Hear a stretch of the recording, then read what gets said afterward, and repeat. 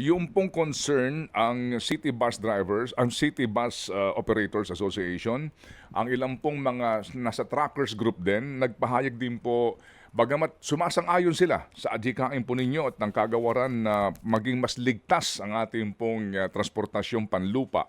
Yun daw pong sinasabi na paglilimita sa 4 na oras lamang na pagmamaneho ng mga drivers. Para daw ho kasing medyo sa sitwasyon natin, iba-iba. No?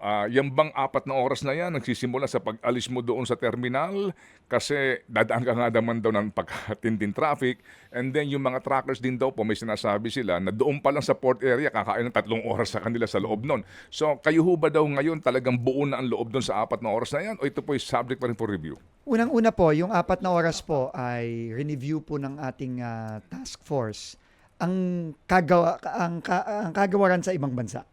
No? So, sa Europe po, 4 na oras. Natuloy-tuloy na pagmamaneho. Obviously, hindi po kasama dyan yung nakaparada sa terminal, hindi pa po kasama yon. No? Yung tuloy-tuloy po na nagmamaneho ka, 4 na oras. Sa Europe, ganun po. Sa ibang bansa sa Asia, tulad ng Vietnam, ng Thailand, 4 na oras din po. No? Sa ibang bansa naman, tulad ng Amerika, mas mahaba. No? Ang continuous driving sa Amerika, dahil magalayo ang mga binabiyahe nila, umaabot po ng 10 oras, no? Ang continuous sa Amerika. So, para sa akin po, kailangan po, unang-una, ngayon, 6 na oras tayo na continuous driving. No? Yung pong sa Solid North, based on eyewitness account, although wala pang final na findings ang PNP, mukhang nakatulog po talaga yung driver. At yung pong mga pasero sa loob, nagsabi na ho sa amin na napapansin daw ho nila na talagang medyo naiidlip na. Inamin po naman ng driver actually. Inamin talaga ng driver na nakatulog siya. So, klaro po sa amin na ang current na sistema hindi epektibo. So, ito po ang maaming mga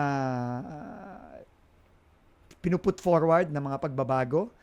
Libre naman po ang ating mga asosasyon na magbigay ng kanilang mga suggestion. Pero naniniwala po kami, kailangan na pong magbago nitong mga current na pamamalakad natin sa road safety. So ano ho ngayon? Ano ngayon ang inyong decision dito? Final na ho ba ito through a department order? Wala pa pong department order dun sa oras. No?